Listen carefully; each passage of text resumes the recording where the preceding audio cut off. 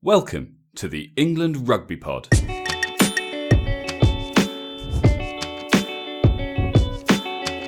Thanks for downloading episode 120. Following the bizarre events at Twickenham on Saturday, we take a look back over this year's Six Nations and discuss where England are heading and what they need to do. You're listening to the England Rugby Pod, the rugby podcast that believes England will win the World Cup in 2019. Hi guys, welcome back. It's been a rough couple of days. Pretty ropey weekend from the England boys. But to discuss it all, as always, I'm joined by Dan. Hi mate, how you feeling? Yeah, not bad, mate. Not bad. I've watched the game again. You're right. There's some stuff there, but ultimately, equally, if you weren't an England fan, you would just be like, "Wow, that was an amazing game of rugby." Like from a spectacle perspective. Oh, 100%.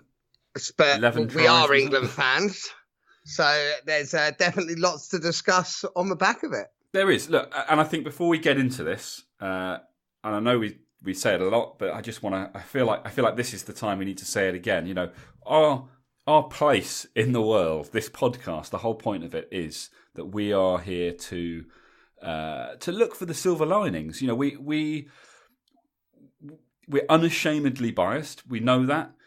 We back England because we want them to win, and we kind of clarify that by saying that we genuinely believe that they can and that they will, and you know that's not going to change. That's why we're here. If you want to go and listen to doom and gloom, and you know listen to pretty much any other podcast about rugby, you know they've all got it. Read any paper; it's all over the media.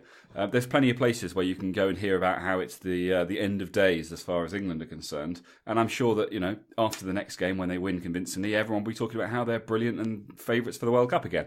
Yeah, that tends to be how a lot of the rest of the media ebbs and flows. We try to maintain our integrity and just continue to you know back what we say, what we said from the start. That said, there are obviously things that we need to look at because you know it's not every day that you give up a 31-point lead.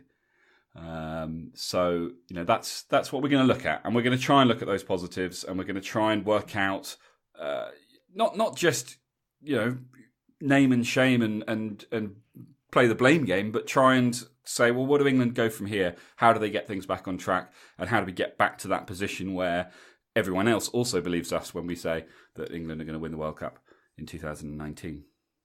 Yeah, exactly. And I don't think, and the reason we mention that a lot is because the amount of messages we get saying, surely you don't still believe, or surely you don't think, or something along those lines.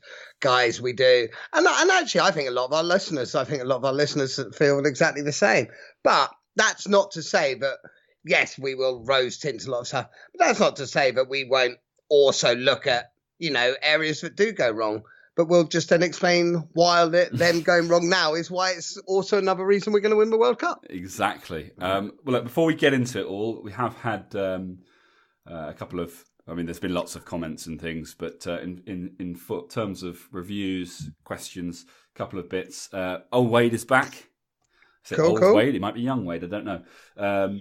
But he's got a few bits to say. So I'm going to go through this, and then there's probably, once I've gone through it all, there's probably a fair few bits of this we can look at. So, cool. Times for some tough talk. Time for some tough talk, maybe? The good news is the 5 stars have remained so far. So, you know, we're not getting blamed for the result, which is nice. He says, guys, no waffle please this week. This is too serious. 5th time England have blown a big lead in a year. 2 against South Africa, 1 against the All Blacks, and 1 against Wales.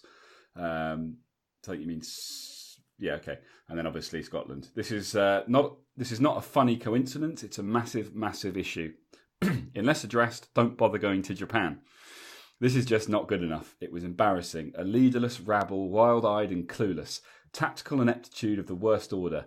The main fact, if the draw pans out, England will play Wales in the quarter-final of the World Cup, in likelihood. Boys, honestly, not foolishly, are you going to put your mortgage on England to win this game?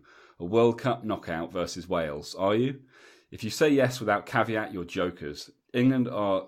He says physiologically, but I think maybe he means psychologically, but I don't know what the difference is between the two, so we'll go with what he said. Weak. And a flaky, you know that. They are, in cricket terms, flat-track bullies. Farrell is not a leader under pressure. Let's admit that now before it's too late. It's a Toje or Hartley. Immediacy is important. I said it weeks ago and you both laughed it off. Admit it now. Great player, not a captain.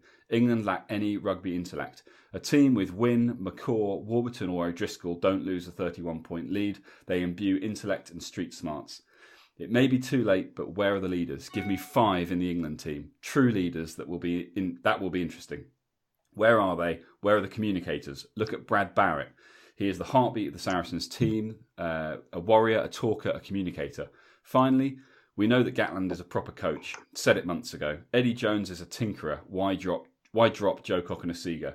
Totally mindless. He is a contrarian. The joke is not funny anymore. Stupid press conferences don't win World Cups. He's not a great coach, so the players need to take a bit of control and tell the mad Uncle Eddie to go to the corner and shut up, and they can drive a team dynamic. A shambles, a disgrace. Scotland coming back from 30 points down at Twickenham. Are you mad? Fuming. WD.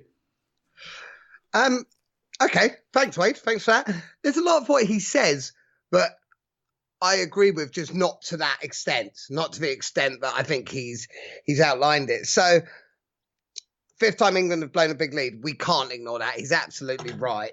Farrell not a leader under pressure. So, I just want to say, in our defence, in his review here, he's suggesting that, you know, he said it weeks ago and we laughed it off. We've kind of always said we didn't think Farrell was captain. We obviously recently we've gone. England have had some good results with Farrell as captain, and it's too close to a World Cup to make the changes. You've got to continue to back him, and he's doing a reasonable job. But that doesn't change the fact that we had good reasons for why we didn't believe that he should be the captain, and obviously the result against Scotland perhaps reopens that door. But yeah, I don't think either one of us has ever said that he is the obvious captain in that team. Is he a leader? Yes. So, yeah, absolutely. And what Wade said, it's like the leadership thing, I do agree with. I think we lack leadership. But this is my take on England blowing those leads and where I think it comes from. So I think it is, and I don't think many people are necessarily arguing, a mentality perspective. Now, I want to be careful here. I don't think England are mentally weak. I think they are mentally naive and mentally lazy. And I'll try and sort of slightly define that. So to me, in defence, if you're mentally weak, you don't want to, or you're not quite willing to make the tackles. I think England have got to a point where mentally they're like, they don't think they need to. There's almost a point of, oh, never mind, because we can run it back in and score these points. Let's look at something. So for 30 minutes, England were absolutely outstanding. They were absolutely fantastic. And that can't be ignored. That can't be ignored. But equally, like Wade says, what can't be ignored is blowing these big leads. And it is poor. So in Eddie's defence, because there are a few things with Wade I don't agree with. I don't think Eddie is a tinkerer. I think Eddie's smart. I think he's a great coach. Eddie has brought in, I was reading this the other day, he has brought in somebody who can help with that mental leadership. I agree that at the moment is our biggest concern. We don't have enough leaders on the pitch. We don't have the likes. Let's address this specifically. He says, give me 5 leaders in the England team, true leaders. Okay, so I went through and I had a look. And I would argue this. Okay. George Cruz, right? He's a Lion. He's not obviously the captain. Hasn't been the captain since his schoolboy days. But he captains the lineouts. He's been described as the glue. He has respect, hard work. You've got Launchbury. He's captained. He is the Wasps captain. He probably should have been a Lion. You've got Toje, a Lion who captained the under-20s to a World Cup. Obviously, we've got Hartley. We don't know quite how that's going to work. It's something we'll come on to in a bit. You've got Mako Vunipola, I would argue, is a leader. You've got Brad Shields, captain the Hurricanes, captain them to a draw with the Lions. You've then got kind of slightly lower down the list, I suppose, Ben Young's to a degree. Farrell is a leader, no question. He may not be the right man to be the captain for reasons we have mentioned and will no doubt mention again, but he is a leader. You then got Brown and Robshaw on the fringes, who are both leaders. And again, we'll come on to whether or not we think there's any space for them. But there are people in that team that if England were winning at the moment, if they hadn't just had this big upset, people would be saying, oh yeah, look, they've got a really good leadership group. Yeah, I mean, but one thing I'd say about that, just play devil's advocate, is these guys, a lot of you mentioned, yes, have got leadership pedigree, but they haven't necessarily shown it in an England top. And like you say, fringe players, the likes of Robshaw, Brown, Hartley, probably won't be on the pitch. I do think the leadership side does definitely need developing. I think the players need to either be given or take more responsibility. I don't, but that's the thing. We don't know inside the camp. We don't know how much Eddie is saying is dictating or saying, come on, guys, take control. And they just haven't stepped up. Yeah. But, okay. Well, let me turn to something else he mentions then. He follows that up by saying a team with Wynne, McCaw, Warburton and Driscoll doesn't lose a 31-point lead. I mean, you could go back through history and name players that were special. You know, we had a few of them in 2003. The fact is that of those four names, only one of them still plays. And Alan Wynne, no one's questioning his captaining, his ability as a captain. You know, yeah, he's a great captain, and it's a massive advantage for Wales to have someone like that. McCaw doesn't play anymore. Warburton doesn't play anymore. O'Driscoll doesn't play anymore. I don't think you can use examples of people that don't play anymore as to why England have serious problems. You know, if you can name me multiple players that massively, exceed the leadership abilities of the England setup, who are likely to kind of come up against them. And I know people will say, yeah, I've seen loads of comments, Wales full of leaders, but they don't go into details. Yeah, I get what you mean, but it is a good point. We should. I don't think the point was about saying our guys aren't as good as these guys. I think the point is saying we should develop leaders to a point where you won't give away a 31-point lead, because we never should. 31-point lead. We never should have done that, and that was 100% not. Okay, is there an argument to say, look, actually, let's not get carried away. England was so far ahead in that first half, and this is not an excuse. You know, this is still unacceptable. But England was so far ahead in that first half that they just kind of got bamboozled by the score. It was kind of like, you know, and it leads a little bit into what you're talking about, what you were talking about with mental pressure and everything else.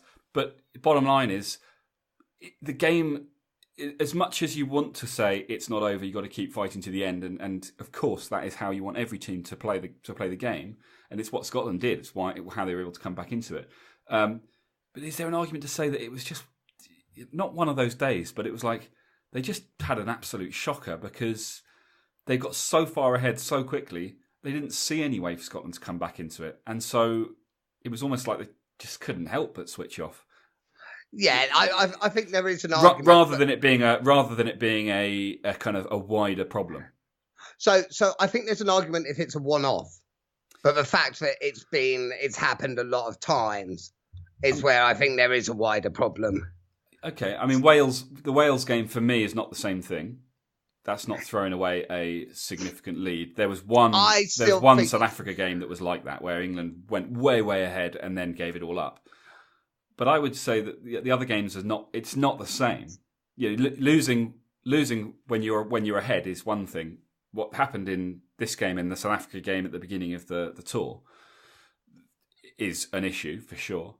And I'm not saying that there aren't things that England absolutely must get right and change about the way they approach the game. But you talk about mental pressure. I put a thing out on Facebook, my ramblings post-match. If we look at that game, okay, for me it all comes down to decision-making in the last 5 minutes, if that, of the first half. Yeah, England are 31-7, I think. At half-time, yeah. Yeah, so 31-7, there's a minute left on the clock. England get a penalty in range. You talk about it all the time. Clive Woodward likes to talk about it a lot. Build the score, take the points. Now, I know that hindsight is a wonderful thing, and it's easy to say this, but for me, it's not about the scoreline. It's not so much about actually ticking the scoreboard over. England are in a position to say, we'll take the points. It'll use up the minute that's left on the clock. We'll probably get them, 3 more on the scoreboard, great. But most importantly, and I think this is where perhaps a better understanding of how England want to play the games, Scotland would have gone in at half-time having a sort of a points concession being their last act of the half. Yeah. As it was, England went for the corner. And, I understand the thinking behind that. They'd already scored 1 from the corner. They were absolutely dominating the game. But England went for the corner.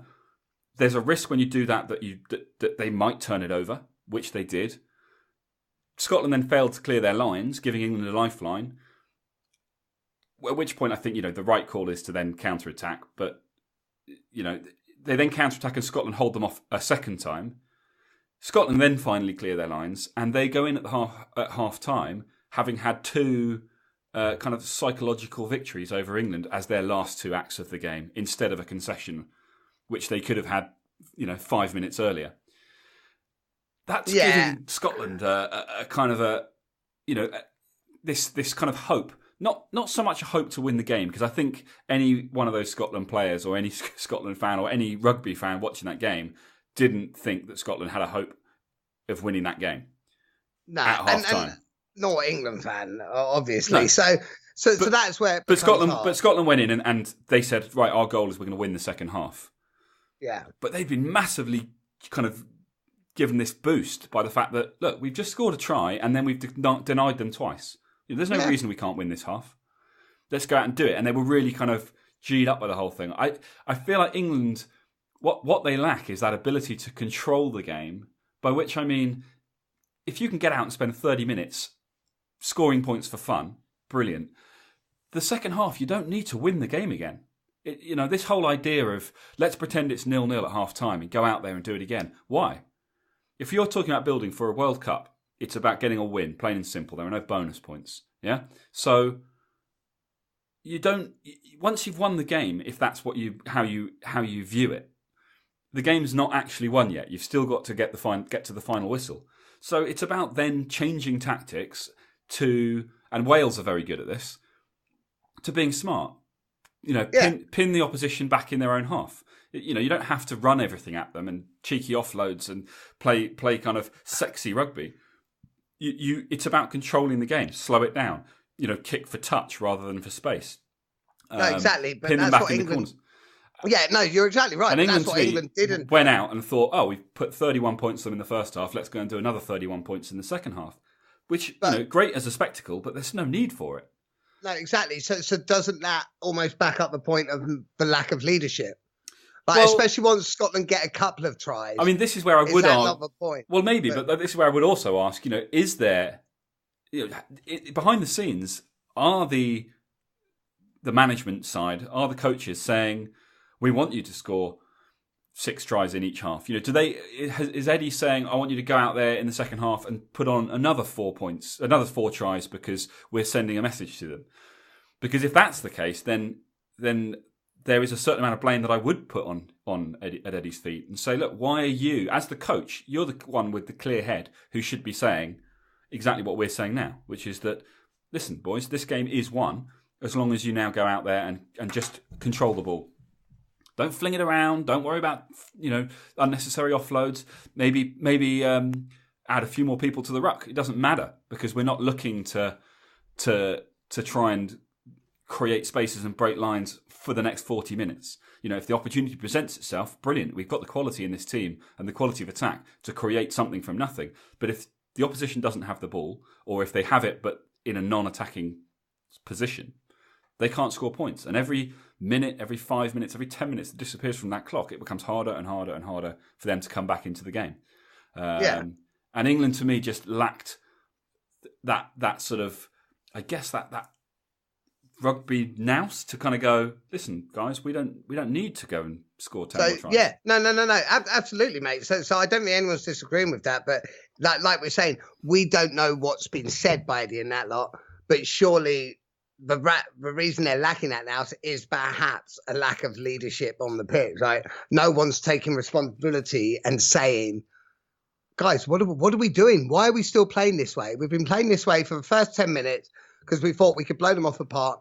That hasn't worked. We've now given them 2 tries or 3 tries or whatever to get back into it. Right, now we change. Now we stop it. We shut this game down. Every line out, we catch and drive.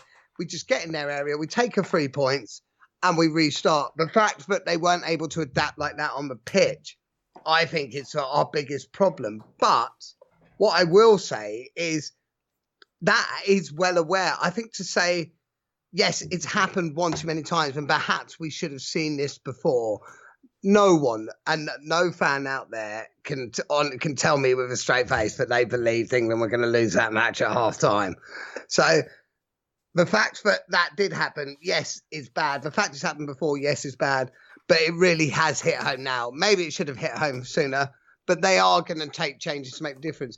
And I don't think England will do that again because it's happened just one too many times in too many ridiculous scenarios where the England team will now be, even if they are 30 points up against, I know, USA, maybe not USA, but say 30 points up against Scotland again in a match or whatever. I think that England team will be like, we know what can happen here, so we need to make sure they will be a bit more on edge. Having said that, the problem with it is other teams will be like, well, England can fold here. Mm-hmm. You know, we've seen it happen. And also there must be inevitably, if that scenario's happened, say Wales quarter-final for argument's sake, England went in at 20 points up at half time.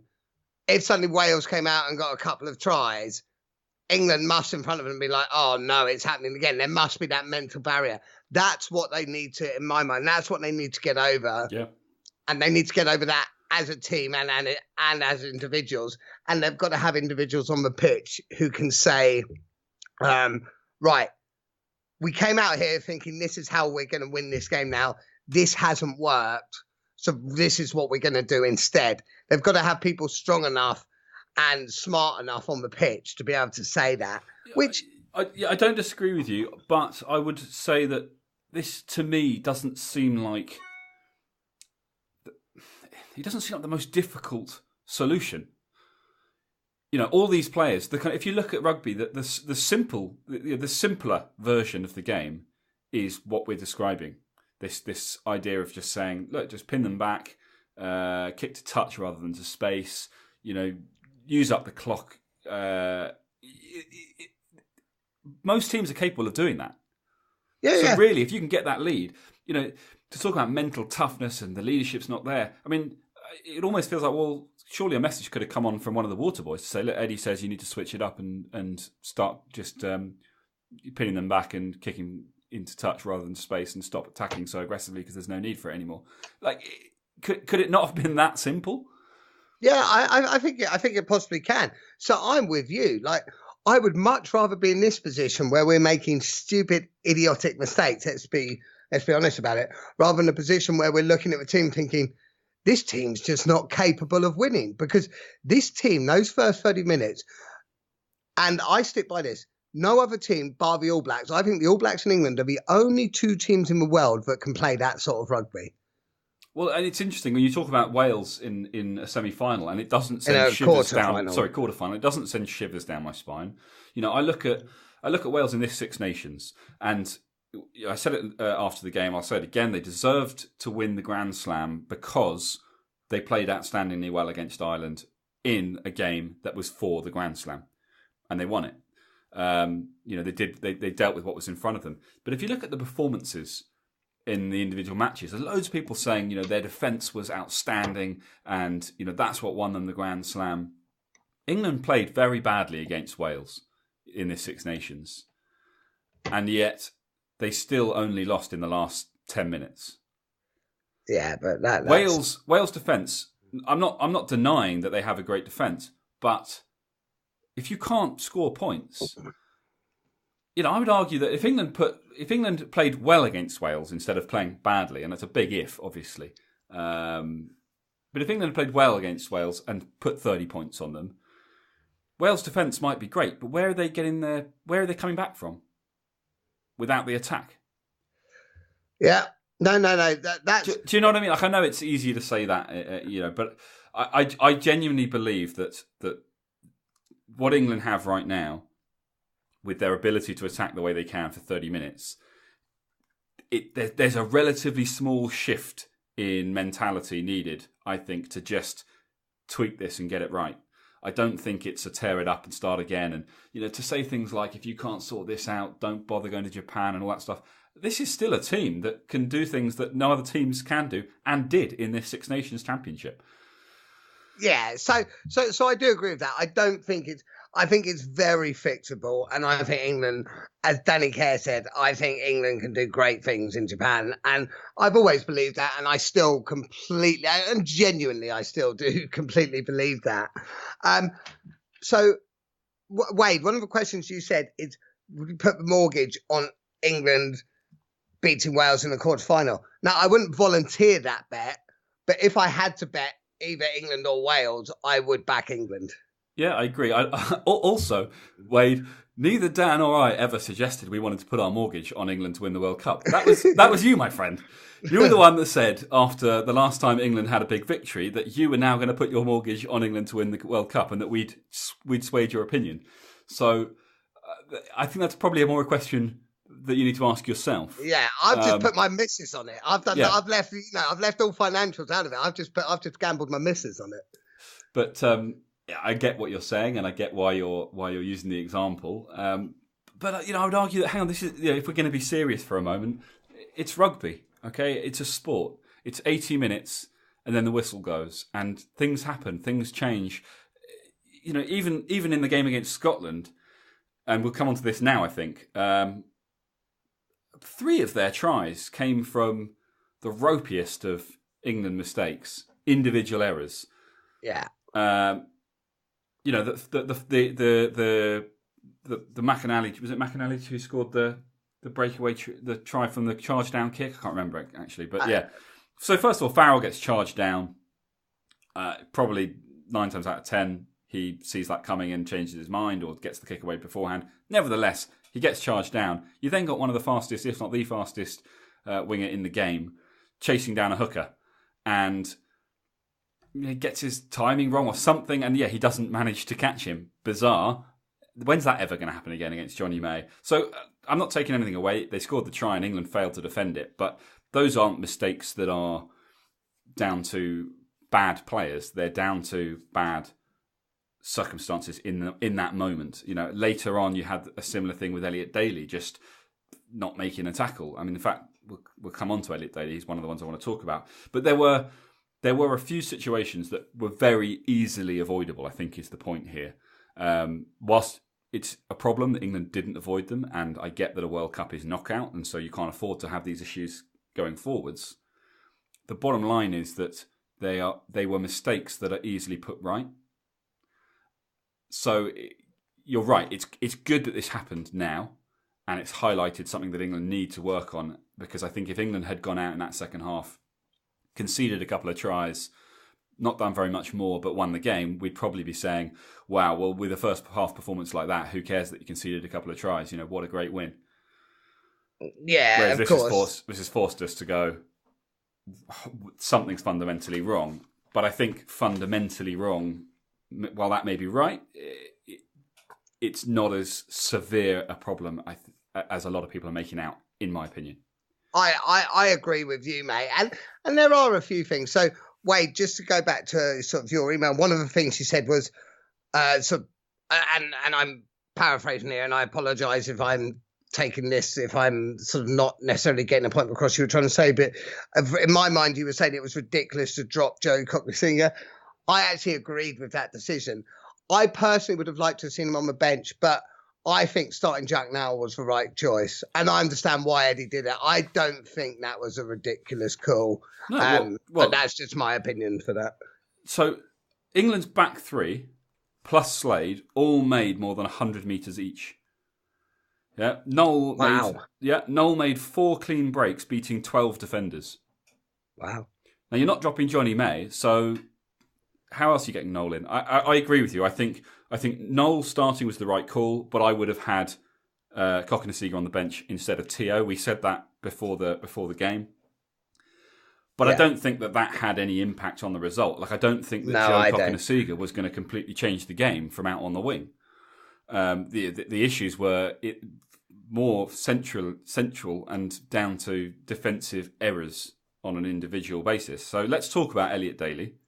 Okay, we've debated heavily whether he is. We kind of said on the one hand we think he's a world-class player, certainly in attack, and then on the other hand, is he a fullback? You know, we used to say is he bad under the high ball? England seem to have found a solution to that in that Daly's never under the high ball when it's a pressure kick. Johnny May is. So whether or not he would be okay underneath it, it doesn't matter because he's further back, and when he gets kicks and when he gets the high ball in space, I haven't seen him have issues taking them. However, he did attempt 3 tackles on Saturday in the whole match, and he made one of them. 2 missed. He had 2 turnovers conceded. That probably doesn't mean so much because if you are taking the ball at the back, there's more potential for isolation. I would argue though, England's blitz defence, when you look at missed tackles, I think they probably missed. Well, they definitely missed too many. They missed 30%. But the blitz defence, the style of defence they play, it does result in more missed tackles. It's kind of almost the way that it's how they're using defence as an attacking move, if you like. It's almost run up as 2 lines, isn't it? The first line's there to try and disrupt the ball. And if that doesn't work, the second line's there to make the tackle. So you expect a certain number of missed tackles. But obviously Elliot Daly as fullback is less involved in a blitz defence because he's back in case they decide to kick. So you don't want to see those missed tackles from your fullback. Yeah, I completely agree with that from a fullback. I think something to bear in mind at the weekend is, some of the tackles we missed were absolutely terrible. It was a real comedy of errors. And I don't think that stuff's going to happen again. I don't think Johnny May's going to let a hooker get the nudge on him again. It was a very poorly timed tackle, but they're not tackles that the England boys are going to let happen again. Elliot Daly had a poor defensive game. Yeah. He does need to work on that. Of course he does. For me, I know you and I sometimes think differently about this, but for me, it's not just a case of we've got no one else and it's too soon. I still think he's the best person to be fullback for the World Cup. Okay, so let me ask you this then. If Anthony Watson was fit and firing right now, would your opinion change? I don't think so. I would have. So my opinion, because I haven't seen him in so long, I don't know is the answer. But I don't think so. I still think that to me, Elliot Daly offers something at fullback that even Watson can't quite add. And yes, Elliot Daly needs to tighten up areas of his game, but a lot of these are basic defensive stuff that I think can be tightened up fairly easily and comfortably within time for a World Cup, which is why I'm keeping Elliot Daly. Yeah, no, fair enough. I'm not. My bringing it up is because I think it's one of the areas that there's statistics to kind of back up certain concerns. But I think I do agree with you. I think he needs to be involved. And I don't see anywhere else to involve him right now, given Slade's marked improvement during this championship, given the return of Manu, with the quality we've got on the wings right now. It feels like fullback is the only space open to him, and which is a weird thing to say about a player who you're saying you need in the team. Part of me wishes there was, we had a world class fullback and then perhaps less options on the wing, and so Daly was our winger. But I think you're right. I think he is the right person for the job. And I suppose right now, if you're looking at the potential options, it is Mike Brown who would offer leadership, but nowhere near the quality in attack. So to me, but I think you're Yeah, I think you're changing the dynamics of your team too much if you bring in Mike Brown. That's nothing against Mike Brown. Yeah, that's against the way we play. I mean, to say Eddie's like England played some really, really good rugby in that tournament. Well, they played some poor rugby as well. Well, just before we go into the tournament in general, though, that just looking again at the Scotland game, and again, I know that stats, they need to be taken with a certain amount of salt, but possession. First half, England 57%. Second half, England 60%. Territory, first half 69%. Second half 66%. Clean breaks, 24 England, 11 Scotland. Defenders beaten, 45 England, 35 Scotland. Turnovers conceded is more of an issue, 18 for England, 11 for Scotland. Can't be conceding 18 turnovers. That's a problem. But England statistically controlled even that game. 674 metres run versus Scotland's 494. So 180 metres run more. Interestingly, 100% on the scrums, but there was only one. They only had one attacking scrum. 16 out of 16 line-outs is phenomenal. And we've already mentioned that the tackles, 30% missed tackles is not good enough that's either. Terrible. That's a problem, even with a blitz defence. But for me, that does say that Scotland created opportunities from nothing. They were like little moments, and ultimately, a missed tackle in the middle of the park can do that. And I get that can cost you a match. It can cost you a World Cup in a knockout stage. And yes, that has to be dealt with. It's got to be tightened up and it's got to be sorted out. But barring a couple of these individual errors that can be fixed, Scotland didn't get into that game. Scotland came out in that second half. They had absolutely nothing to lose and absolutely no fear. And don't get me wrong, they were heroic. Yeah. But still, 9 times out of 10, you're not pulling that off. Because that was pulled off not just by Scotland's brilliance and the way they played, but also by England's just silly mistakes. And sometimes bad luck's the wrong word. It's not bad luck, but, England's just, something that's like, there's tackles there that, like Scotland went through, where you're like, England are not going to miss those tackles again. And 9 times out of 10, at least one person's going to make that tackle, but the tackles were just timed slightly poorly, so the Scotland players were able to bounce off and run through. Yeah. But also, I think the reason for that is England mentally were not as committed to it as perhaps they should have been. I understand why they weren't, but that's where, England are looking to fix. Yeah, that's the mental issue they need to deal with, is that, it's about a game isn't over until the final whistle. But a game doesn't have to be sexy rugby for 80 minutes.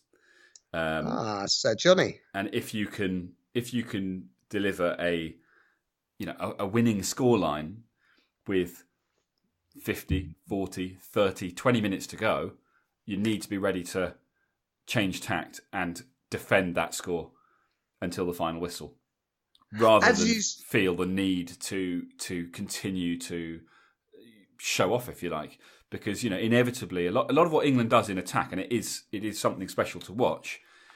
It's risk taking. It's flat passes that could potentially get intercepted if it's just a fraction off. But you kind of someone like an Owen Farrell, he's weighing the odds in a fraction of a second and going, yeah, it's worth the risk. Bang, and it comes off. We score amazing tries, and everyone's saying, these guys are brilliant. So you only want to take those risks as long as you need to take them. When the need to take them goes away, then you need to stop taking them. That's kind of how I think they need to adjust their thinking. You look at the coaching setup we've got now. John Mitchell, defence coach, he's been brilliant. England's defence, barring the second half against Scotland and probably not against Wales. In fact, the defence probably wasn't the issue against Wales at all.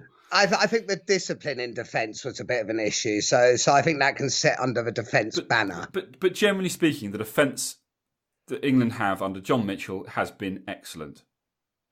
It's looked good. At times, it's looked brilliant. Like against the Irish, it looked absolutely fantastic. So yes, it went wrong against Scotland, but we know it can go very right.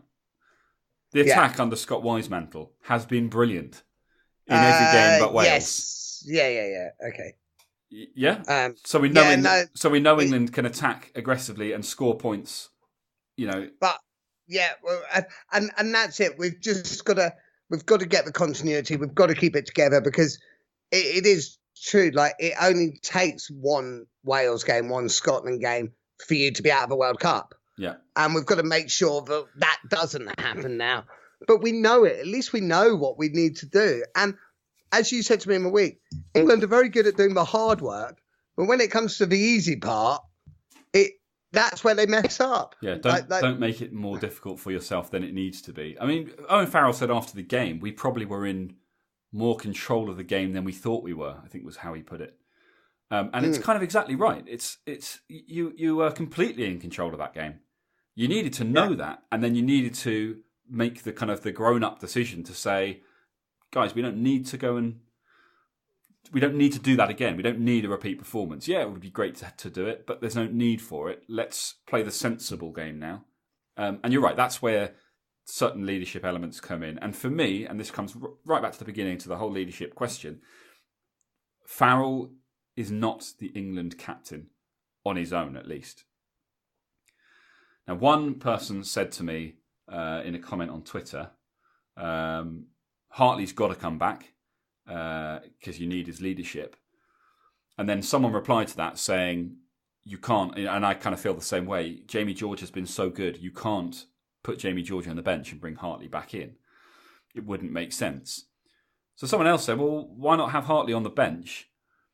Farrell hasn't been problematic as the England captain in the first 30, 40 minutes. It's always been towards the end of the game. So why not have Hartley come on for that last 30 minutes when perhaps England heads are starting to drop or to switch off a little bit rather. And that's where that leadership gets to kind of do what it is it needs to do. Thoughts on that? Yeah. So basically Hartley for Cowan Dickey. Yeah, because I don't think Cowan Dickey's been given the chance. But the only issue you have with that is in the game, if Jamie George is having such a great game, lineouts are going, well, do you necessarily want to change up a star player? But he's doing it anyway. It's almost like a given thing now. Front rows come off. So, yeah, I don't think that's a bad idea. Ideally, and we may not have this, which is why that may not be a bad idea. Ideally, you want that leadership to come elsewhere where somebody is almost guaranteed to be on the pitch.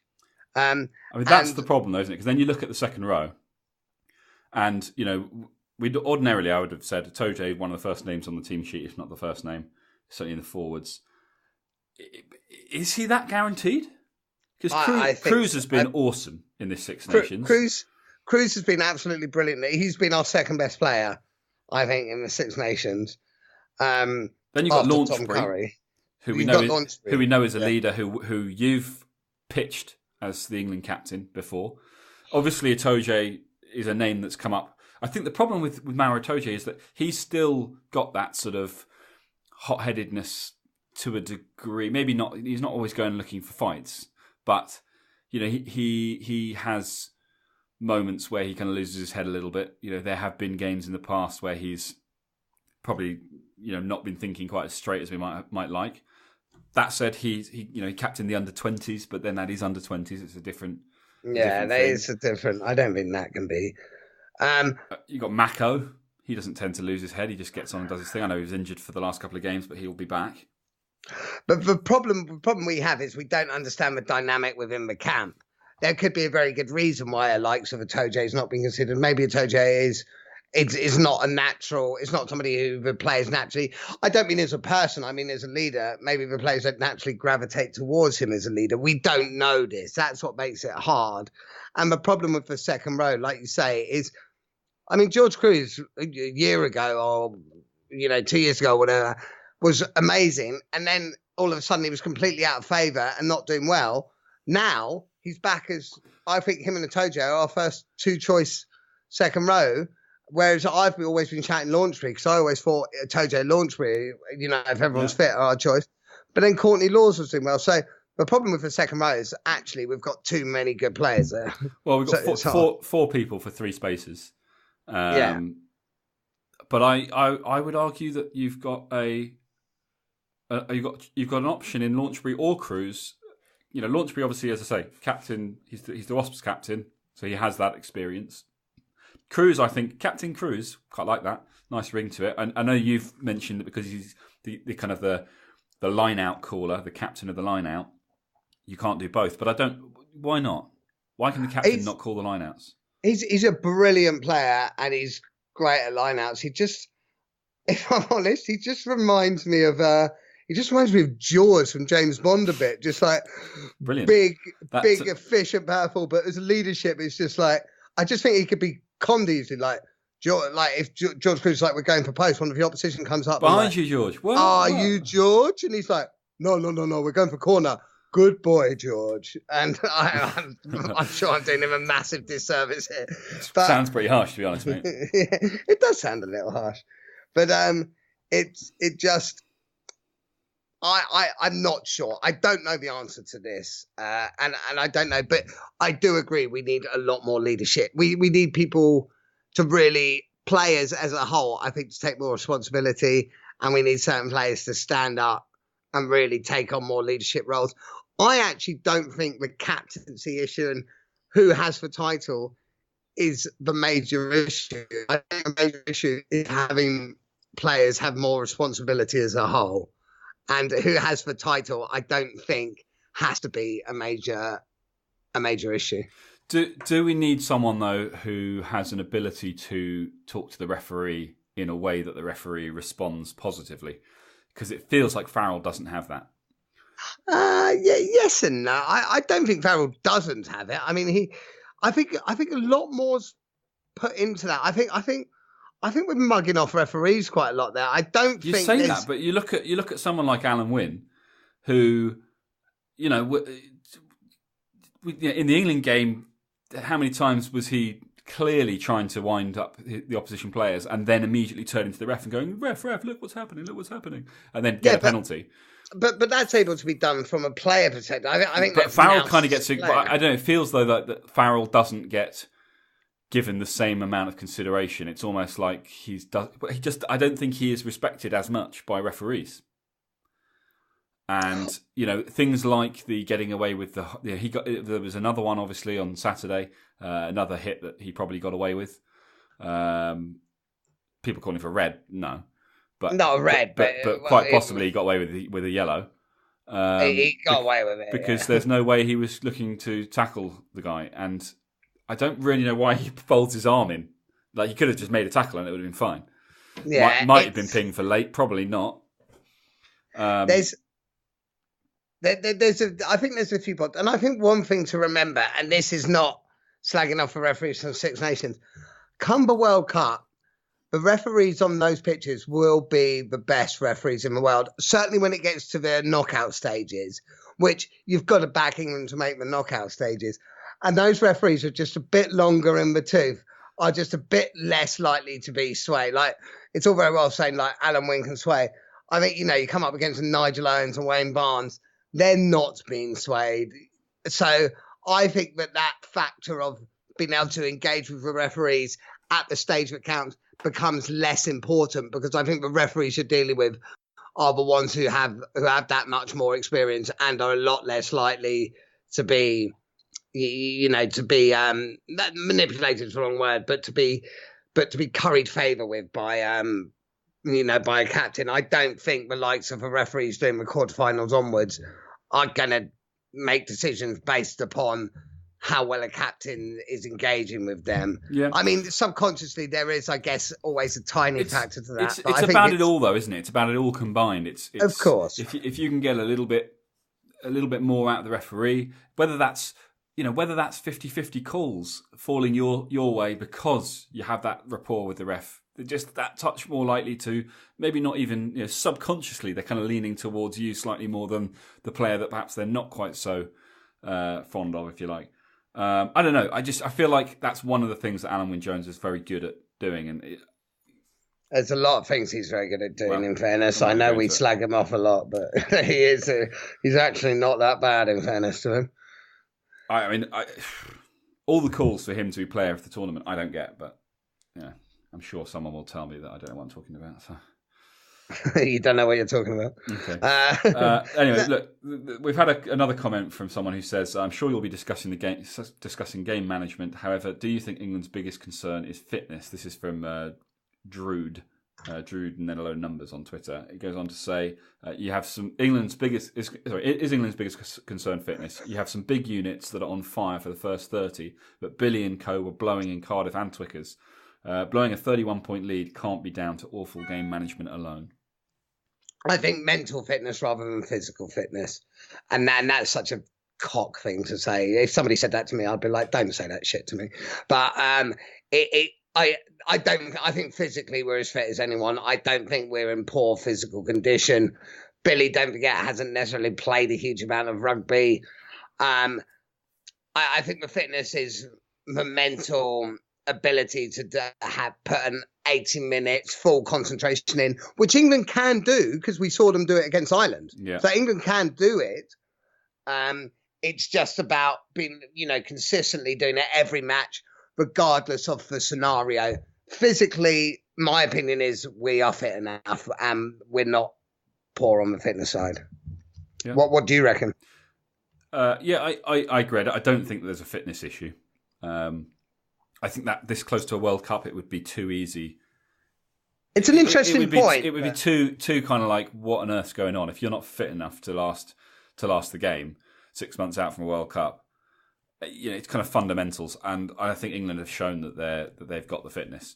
I don't think that's it. I think that the thing about Billy supposedly struggling, I think it just, the last couple of games, teams have, in those two games, defensively, the teams have managed him.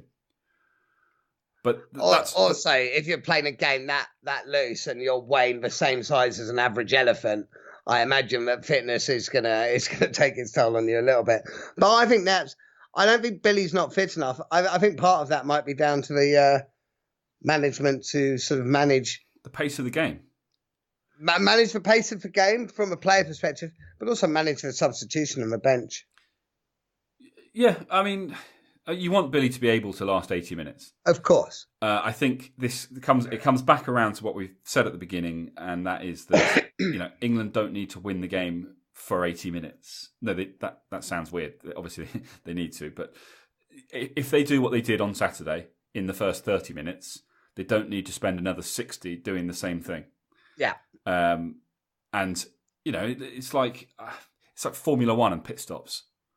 You have a strategy and you decide to push on for an extra few laps, or you decide to come in early and make changes. It's the same sort of thing. If you're going to go hell for leather for 30 minutes, then obviously you need to be able to control that later on. No one's going to be able to put in 150% for 80 minutes. Yeah. So I from that perspective, I suppose fitness, it would be an explanation. I don't think it's an issue. I think that if England want that from their players in the first 30 minutes, they need to be prepared to have a game plan that slows things down later on. Even if it's play 30 minutes like that, slow it down for 30 minutes, and then put in a final 20 where you pick up the pace again or something. But you can't go into a game expecting that sort of level for 80 minutes because I don't think any team has ever done that.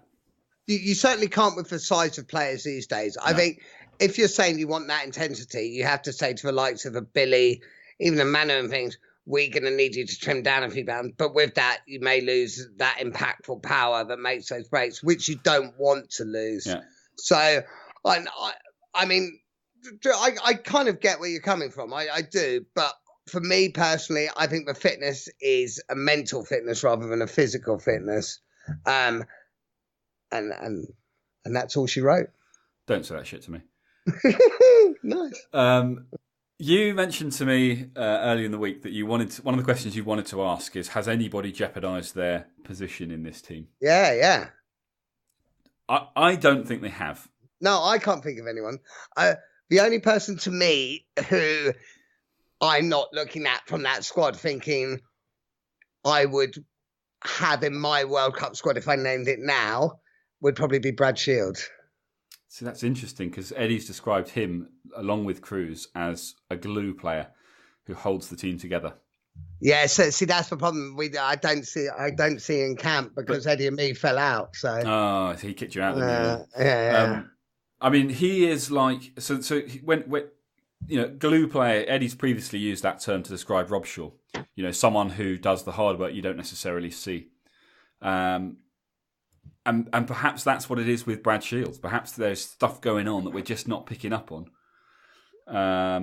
Well, I tell you what, he's bloody good at hiding it. I'll give him that. Gosh, I feel like he is a leader who just hasn't been with this side long enough for it to show yet. Okay, fine. In which case, is there long enough? Is there long enough between now and the World Cup? Yeah, I think there is. I think there is. I think there are options. We've got 4 more games before the World Cup, and however many training sessions and things, and we have too many players, so they're not all going to go anyway. So I think there's still time to say, look, let's not write him out of the squad just yet, and make a decision at the last minute about which way you go with the options you have available. I don't think there's anyone. I think the point here is that I don't think there's anyone new who's going to be coming in. We're not going to see a Cipriani. We're not going to see a Don Armand. And at this stage, I kind of feel like, that those particular ships have sailed. I think people who say that. This is another interesting post that went out. It wasn't actually one of mine, but it's one that I saw. It was someone saying that George Ford doesn't offer anything to the England team. Cipriani should be on the bench instead of him because he can offer something different. But it was George Ford who did well. Who drew the match. Don't get me wrong, I still want Cipriani, but George Ford did well. George Ford doesn't deserve to be dropped, but I think Cipriani deserved to be picked. So I feel like that ship has sailed, though. What does picking Cipriani now offer? Somebody who can completely unlock defences. I think more than Ford or Farrell can. Do you think a lot more than Farrell? I think so. Overall, I start Farrell. Don't get me wrong, I still start Farrell, and I think Farrell's a better 10 overall. But I think Cipriani can unlock a defence in one-off flair moments better than Farrell. Yeah. I suppose the thing therefore is if England are playing sensible rugby and they're going out and they're putting in these 30-minute performances where they're posting their substantial score, and then in theory they're changing tact, which they didn't do against Scotland, and they're controlling that. In theory, there's no need for a Cipriani to come on and break a defence out of nowhere. There's always need for that, brother. There's always need. But there's only so many people on the bench. I don't know if it was you or someone else who was saying about this idea of a plan B. You can't have a plan B. In fact, I think actually it was the missus was listening to a podcast, and it was a podcast was saying, I think it was Wigglesworth that was being interviewed, and he was saying all this talk about England don't have a plan B, England don't have a plan B. He said, of course they don't have a plan B. You don't train for plan B. If you train for plan B, you're not spending 100% of the time on plan A. What you want, obviously, are the players who have the ability to identify when certain elements of what they're doing need to be tweaked. But ultimately, you have a plan, and you train for a plan. And it was an interesting point. You don't want to have 2 or 3 different plans that you train for. But tell your missus to stop knowing more shit than us. I know. It's getting a bit annoying. It is showing us up. But it's, to me, plan A needs to be, what does 80 minutes look like? Not what does 30 minutes look like and then just keep doing it for as long as you can. What does 80 minutes look like? And plan A is therefore 30 minutes of this, 20 minutes of that, and then finish up with 30 minutes of something else. It's that sort of an approach to the game, and committing to that plan, but having the players that exist are quality enough that they have been in situations many times with club and country where things haven't gone exactly to plan. They probably rarely go exactly to plan, but that doesn't mean that you have to have multiple plans. It just means you have to be able to make subtle changes on the fly. not tear up the playbook and start again from scratch, and just expect to have someone in the team who's going to make that happen. Alan Wynne-Jones doesn't do that. Warburton didn't do that. None of those guys, McCaw, O'Driscoll, they didn't suddenly go, guys, everyone in, right, listen, we're going to completely scrap the plan, we're doing this now. Yeah. So I think all the plan B people shouting about how England don't have a plan B, get off your armchairs. Plan B this. No. Yeah. Yeah. But I was a plan B person myself, so I can plan B it myself. Yeah. Right. You were plan B, mate. Oh, that's what my mum says to me all the time. No, she told me you were the result of a nice bottle of claret, mate. Considering she doesn't drink, she's done well there. Not anymore. That's because of what happened last time. Yeah.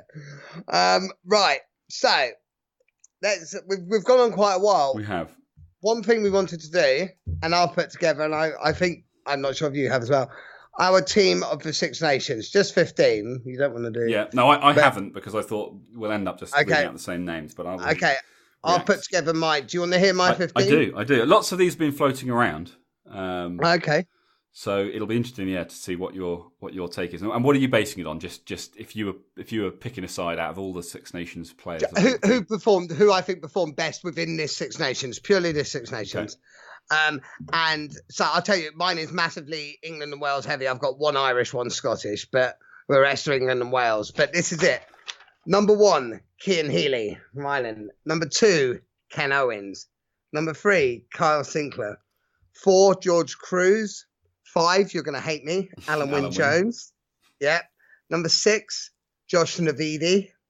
Number 7, Tom Curry, who I personally have also given player of the tournament to. Yeah. Number 8, Ross Moriarty. Number 9, I've actually gone for Scottish scrum half Ali Price. I just think when he played, I thought he just was pretty awesome. Number 10, Gareth Anscombe. 11, Johnny May. Number 12, Manu Tuilagi. Joining him in the centres at 13, I've gone Jonathan Davies. 14, I've gone Josh Adams. And fullback, I've gone Liam Williams. It's very Welsh heavy. It is Welsh heavy. There's some English names in there as well. But Wales got the Grand Slam. Yeah. And I base it on this Six Nations. Which, are there any sort of stick out there? But... No, nothing that massively sticks out. I possibly would have gone, just given the problems that Wales had with their lineouts, I might have gone Jamie George at hooker. Yeah, Jamie George at hooker. I started with Jamie George at hooker. And actually, with hindsight, there's part of me that thinks Jamie George might have had a better game, better tournament. But Ken Owens, I still think had a good... Yeah. And I'd also, and I know it's going to sound like we just sent it because of being the England Rugby pod, but I think I'd probably go Slade instead of Davies. As much as anything anything else, I would argue it because whilst Wales' defence has been phenomenal, they lack an attacking threat. But Jonathan Davies hasn't been given the chance to do that. I don't think he personally lacks that attacking threat. I think the Welsh game plan does. And I think Jonathan Davies marshalling of the defence at 13, I think his contribution to the Six Nations was more impactful than Henry Slade's was, which is why I picked him. Fair enough. But yeah, other than those, I don't think I would have any major changes. I'm trying to think. Good. I mean, I'm guessing in that group, Alan Wynne is the captain. Yeah, I think so. Alan Wynne was captain of a Grand Slam winning team. Alan Wynne deserves it. Yeah. And Alan Wynne had a fantastic tournament. He was close to me to being player of the tournament, but I actually think Tom Curry, and yes, I'm sure there is some bias. I think Tom Curry was definitely up there. Yeah, I still was Johnny May. Johnny May had a great tournament. I still believe, whether I'm being biased or not, I don't know, but I still believe Tom Curry was the player of the tournament. Yeah, I agree with you. He was phenomenal. I think that's fair enough. I'm not going to dispute anymore. I've had my couple of things that I would potentially do differently, but I think that's a reasonable. You've put together a reasonable case for a team of the tournament. Not massively dissimilar to a lot of the other ones I've seen. Other people have done this? I don't believe you, man. No one else has done it, mate. Thank God. You're the first. I thought so. It'll probably go viral. I'd be surprised if it didn't. We probably have covered enough for this episode. We've gone over the hour, so we had a lot to say. We've said it. Bottom line, guys, it's not panic stations time. England are more than capable of resolving the issues that have arisen as a result of that game against Scotland. I don't see an error count, particularly when it comes to some of the missed tackles, like we saw against them. I don't see that happening again. I think that's something they will be able to, and they will put right. And for me, it doesn't change how I feel about England going into this World Cup. I think they still go in as one of the favourites, and I still genuinely believe that they can win it, and I believe they will. So this England Rugby pod, as we've pointed out on many occasions in the past, is all about looking for sort of silver linings, backing the boys right to the death, and I, for one, still believe that England will win the World Cup in 2019. I have no doubt in my mind. Brilliant. Guys, as we always say, thanks for listening. Get over to iTunes, rate us, review us, let us know what you think. If you've got any ideas, as I've mentioned before, for upcoming episodes, get in touch. We've had a few really good ones coming through, so we've got lots of stuff to be getting on with, but the more the merrier. Spread the word.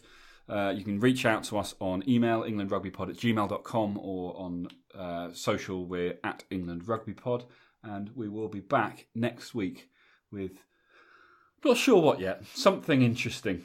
So join us again then.